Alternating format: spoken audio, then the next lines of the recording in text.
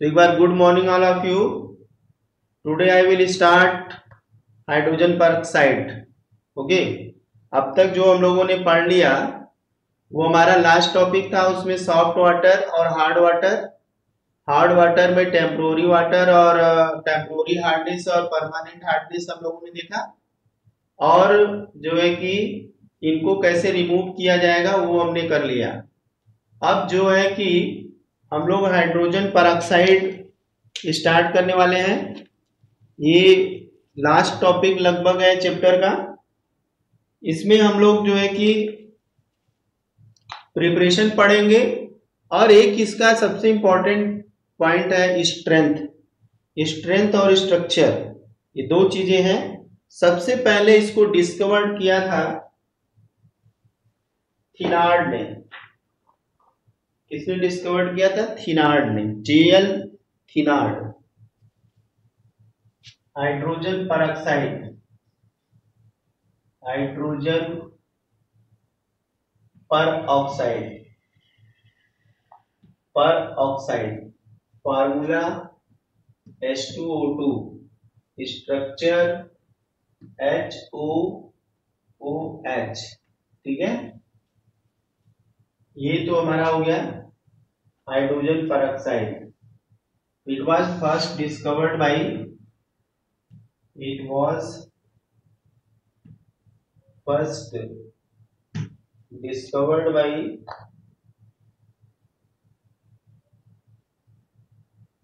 by J.L. Thenard, J.L. Thenard, okay, in 1818, in 1818, okay. 1818 याद रहेगा। 1919 में क्या हुआ था सबको याद है? एसएसटी पढ़ने वाले सर जलियांवाला बाग। गुड, तो जलियांवाला बाग हुआ था sir. Okay okay, thank you. इसमें इसी तरह से यहाँ 1818 को याद रखोगे जलियांवाले बाग से जोड़ करके कि 1818 में जो है जेएल थिनार्ड ने इसको डिस्कवर किया था। ठीक है, ये एक एंटीसेप्टिक है और पोल्यूशन को कंट्रोल करता है। It is an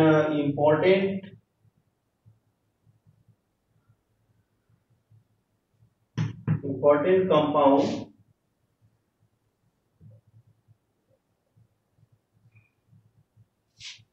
used to control pollution.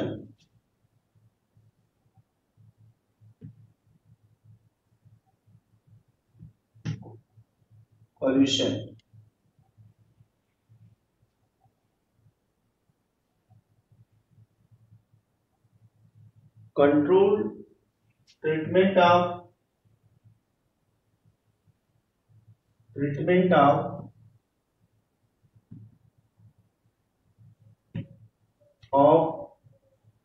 domestic effluents, domestic and industrial effluent, and industrial effluent।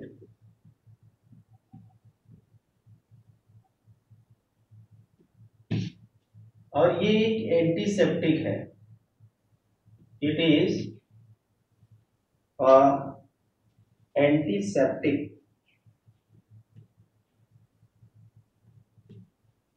used for cleaning,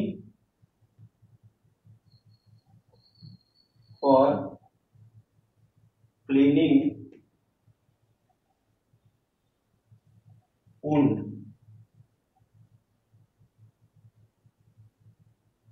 and earwax। ठीक है, तो ये एंटीसेप्टिक एक बहुत इंपॉर्टेंट कंपाउंड है जिसका यूज किया जाता है पोल्यूशन को कंट्रोल करने के लिए। जो इंडस्ट्रियल इफ्लुएंट्स होते हैं जो इंडस्ट्री से गंदगी निकलती है, जो डोमेस्टिक गंदगी सीवेज होता है, उसका ट्रीटमेंट करने के लिए देखो वहां से म्यूट कर, म्यूट कर दिया किसी घबराओ मत, ये सभी सही हो जाएंगे बहुत जल्द।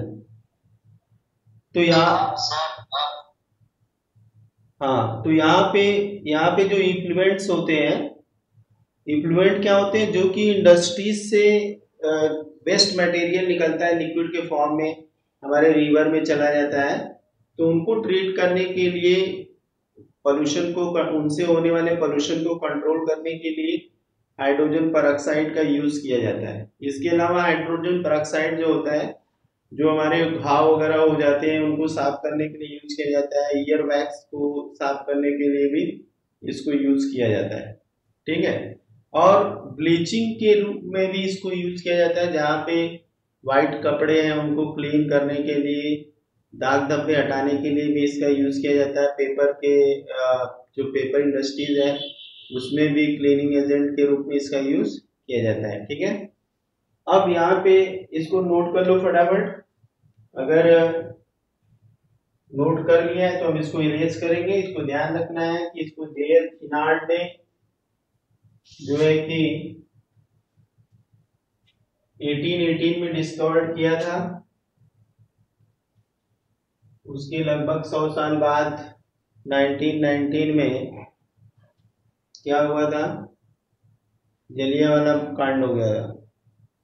ठीक है, अब यहाँ पे एक इम्पॉर्टेंट कंपाउंड है, कंट्रोल करता है पोल्यूशन, कंट्रोल करता है treatment of domestic and industrial effluents को। ठीक है, और एंटीसेप्टिक के रूप में होता है, जिसको हम क्लीनिंग एजेंट के रूप में यूज करते हैं, जहाँ पे ऊन वगैरह लग जाते हैं वहां पे इसको क्लीन करने के लिए यूज करते हैं, और अपने ईयर वैक्स के लिए भी यूज करते हैं। हालांकि कान के लिए ये खतरनाक भी है, अगर बहुत ज्यादा पड़ जाएगा तो हमारा जो ईयर ड्रम है उसी को खराब कर देगा, फिर सुनने की शक्ति चली जाएगी। इसलिए इसका यूज कभी अपने से नहीं करना चाहिए। चलो अब हम प्रिपरेशन देख लेते हैं।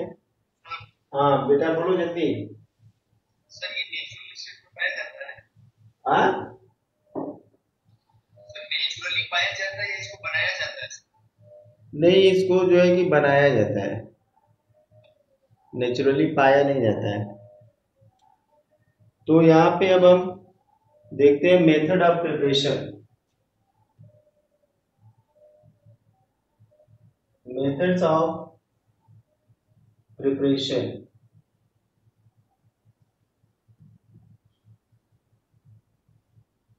कैसे हम इसको प्रिपेयर कर सकते हैं। ठीक है, इसको प्रिपेयर करने के लिए हमारे पास 3 तरीके हैं। एक तो हम बेरियम ऑक्साइड को, हाइड्रेटेड बेरियम ऑक्साइड को अगर सल्फ्यूरिक एसिड के साथ ट्रीट करेंगे तो बेरियम सल्फेट और जो है कि परऑक्साइड मिल जाएगा हमको। बेरियम ऑक्साइड है .8H2O, ये हाइड्रेटेड, ठीक है, प्लस H2SO4, इसके साथ ट्रीट करेंगे तो बेरियम सल्फेट मिल जाता है, बेरियम सल्फेट प्लस H2O2 मिलता है, और प्लस H2O मिल जाता है। ठीक है,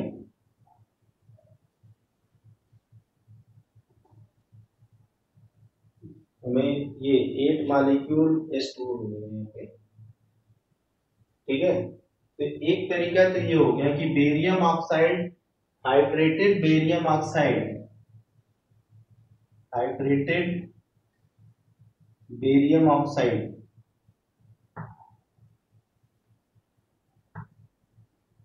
ऑक्साइड ठीक है, हाइड्रेटेड बेरियम ऑक्साइड को सल्फ्यूरिक एसिड से भरेंगे तो बेरियम सल्फेट पर और हाइड्रोजन परऑक्साइड और 8H2O मॉलिक्यूल हमको मिलेगा। ठीक है, Sonam Patel, yes, what do you want to ask? Sonam Patel, yes, बेटा बोलो क्या पूछना चाहते हो? सर कुछ नहीं। तो हाथ क्यों उठाया था? सपना यादव, सपना यादव, सपना यादव म्यूट करो अपने को। तो एक तरीका तो हमारा ये हो गया। दूसरा तरीका अगर हमें बनाना है तो सबसे सिंपल तरीका है कि हम सल्फेट, हाइड्रोजन सल्फेट को हीट करेंगे, इलेक्ट्रोलाइसिस करेंगे, इसका इलेक्ट्रोलाइसिस करेंगे। ठीक है, तो जब हम इसका इलेक्ट्रोलाइसिस करते हैं तो हमें मिलता है HO3SOOSO3H मिलता है। ठीक है, और जब फर्दर इसका एक हम जो हाइड्रोलिसिस करते हैं, ठीक है, हाइड्रोलिसिस, तो हमें वापस मिल जाता है HSO4 माइनस प्लस H2O2। ठीक है, HSO4 हमें वापस मिल जाता है। ठीक है, इसके साथ साथ हमें हाइड्रोजन आयन भी मिल जाता है। इसको नोट कर लो। तो एक तरीका ये हो गया कि हम यहाँ पे इसको पर सल्फेट भी बोल सकते हैं, सल्फेट आयन। ठीक है, या इसको हाइड्रोजन सल्फेट आयन भी बोल सकते हैं, हाइड्रोजन सल्फेट आयन। ठीक है, और ये देखो हाइड्रोजन सल्फेट आयन से शुरू किया था, लास्ट में हमें वापस हाइड्रोजन सल्फेट भी मिल गया और यहां से हमें हाइड्रोजन परऑक्साइड भी मिल गया। ठीक है, नोट कर लो इसको। तो एक तरीका ये हो गया।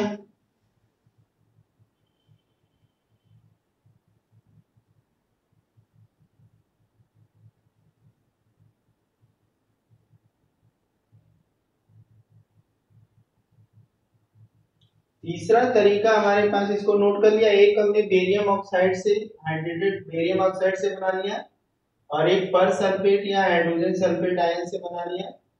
तीसरा तरीका हमारे पास है, वो है थर्ड,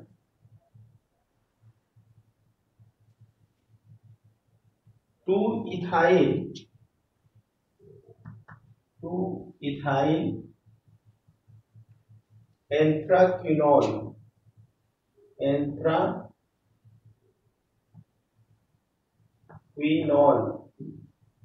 ठीक है, 2 इथाइल एंथ्राक्विनोल, इसका हम ऑक्सीडेशन अगर करेंगे, ये रिवर्सिबल रिएक्शन होता है, और अगर यहाँ पे पैलेडियम और हाइड्रोजन ले लिए, ठीक है, तो एक तो यहाँ पे हमें H2O2 मिलता है, और दूसरा जो प्रोडक्ट होता है वो ऑक्सीडाइज्ड प्रोडक्ट होता है,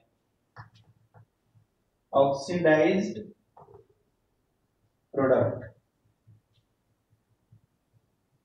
ठीक है, तो अगर ऑक्सीडेशन करेंगे तो हमें ये मिल जाएगा, और इन दोनों को वापस इस पैलेडियम और हाइड्रोजन के प्रेजेंस में रिएक्शन कराएंगे तो ये 2 एथिल एंथ्राक्विनोल बन जाएगा।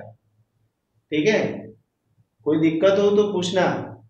तो इन तीन तरीके से हम लोग जो है कि प्रिपरेशन हाइड्रोजन परऑक्साइड का कर सकते हैं।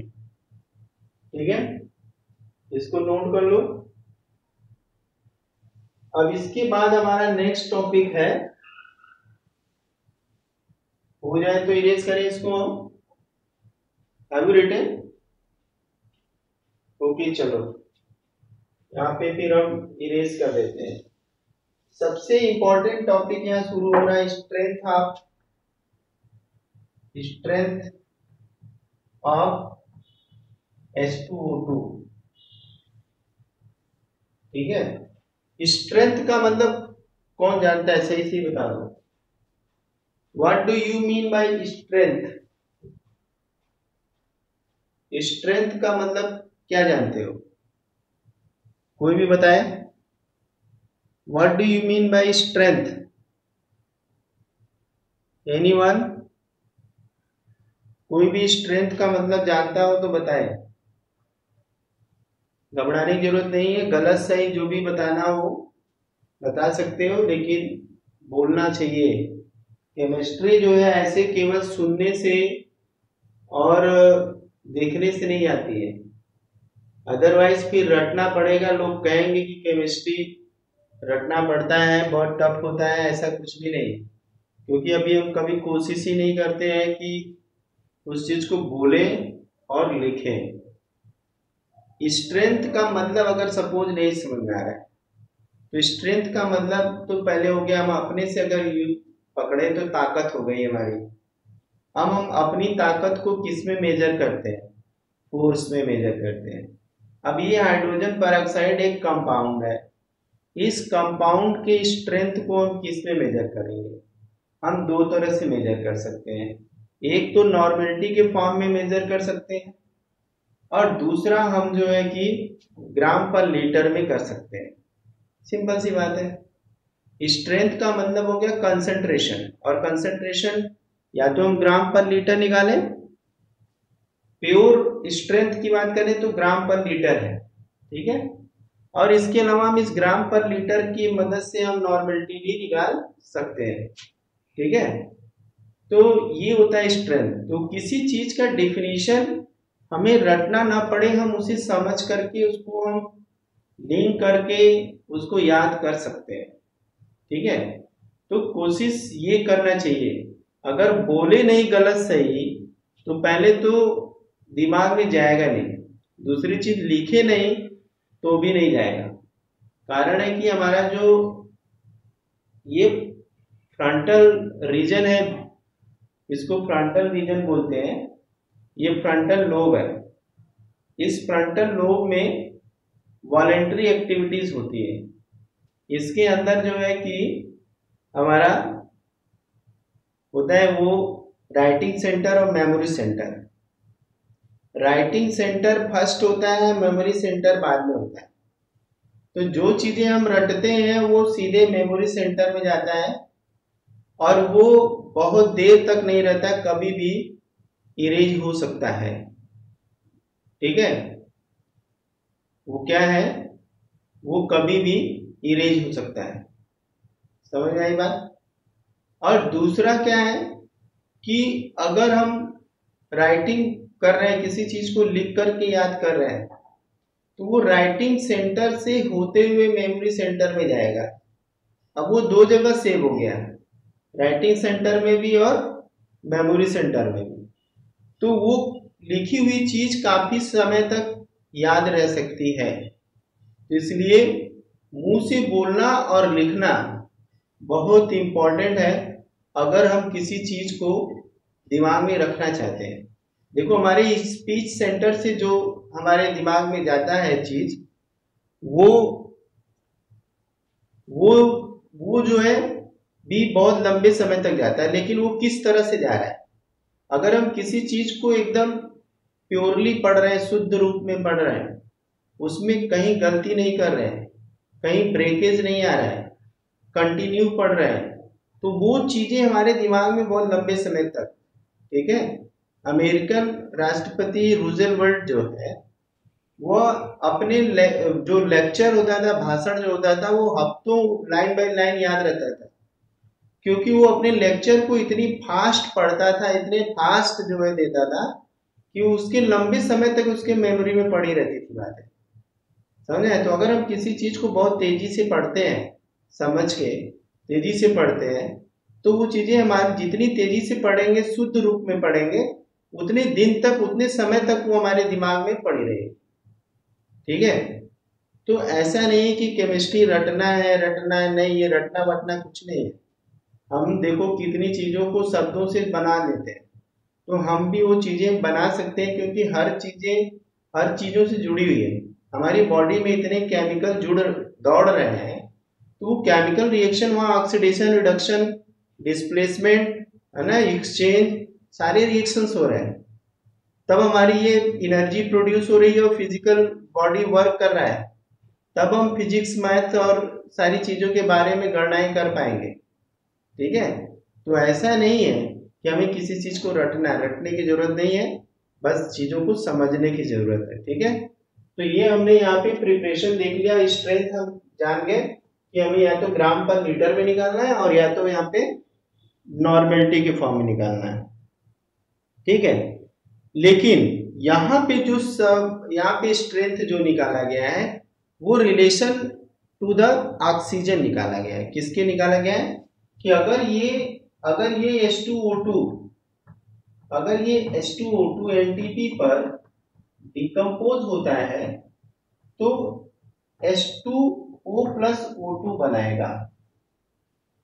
ठीक है, तो अब कितना O2 लिबरेट हुआ वही उसका क्या होगा, वॉल्यूम होगा। तो यहाँ पे हम जो स्ट्रेंथ यहाँ पे बात करेंगे वॉल्यूम के फॉर्म में बात करेंगे।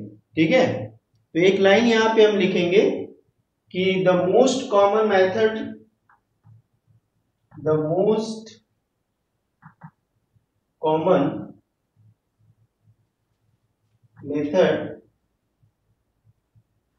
to express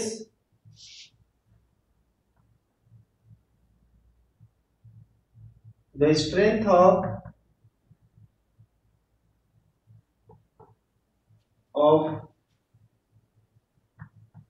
H2O2 in term of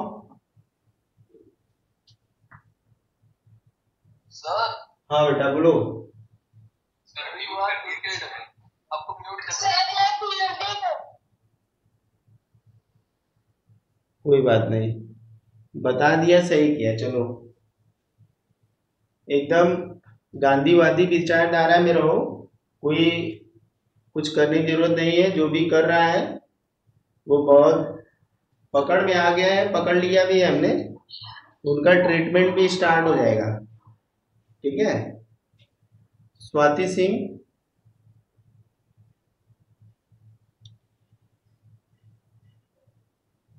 in term of the volume,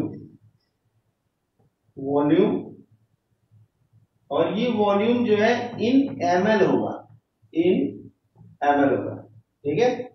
the most common method to express the strength of H2O2 in term of the volume,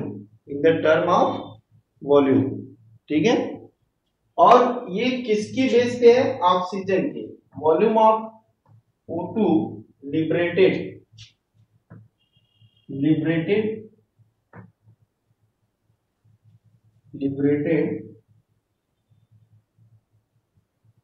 या रिलीज लिख देते हैं, सबसे बढ़िया, रिलीज्ड एट एनटीपी, ठीक है। नॉर्मल टेम्परेचर प्रेशर पे कितना ऑक्सीजन लिबरेट होता है बाय डिकम्पोजिशन ऑफ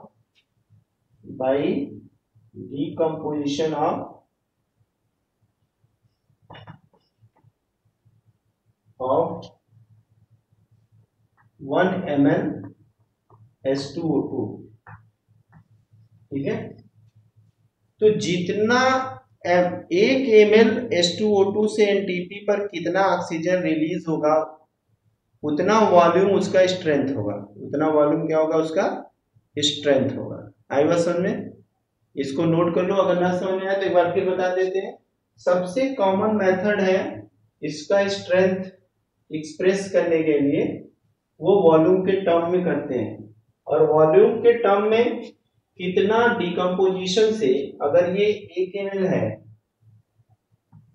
तो एनटीपी पे H2O2 कितना ऑक्सीजन लिबरेट करेगा वॉल्यूम में, वो उसके स्ट्रेंथ को बताएगा, ठीक है, वो उसके स्ट्रेंथ को बताएगा, ठीक है। अब जैसे हम कोई एग्जांपल लेंगे तब बात बनेगी, हमें एक एग्जांपल लेना होगा, ठीक है। चलो इसको इरेज करते हैं, इसको नोट कर लिया होगा, चलो कोई बात नहीं। जहां जिसको ना समझ में आए तुरंत रोकोगे नहीं, टोकोगे नहीं तो फिर गाड़ी भागती रहेगी। अब जैसे कि एक एग्जांपल हम यहाँ पे लेते हैं, ए solution of H2O2 is labelled A solution of H2O2 is labeled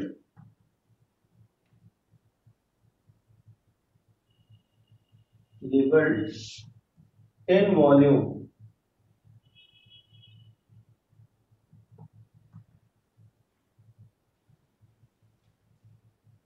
10 volume. अब क्वेश्चन पूछा जा सकता है कि what do you mean by this, इसका मतलब क्या है। ठीक है, इसका मतलब क्या है, क्वेश्चन ये भी पूछ देगा what do you mean by this, what do you mean by this, इसका मतलब क्या है। 10 वॉल्यूम H2O2 लेबल किया गया है, तो इसका मतलब क्या है, तो इसका मतलब ये है कि अब यहां पे हम बोलेंगे कि 1 ml H2O2 डिकम्पोज जब होता है, डिकम्पोज कहां पे होता है, एनटीपी पर। ठीक है, तो ये H2O2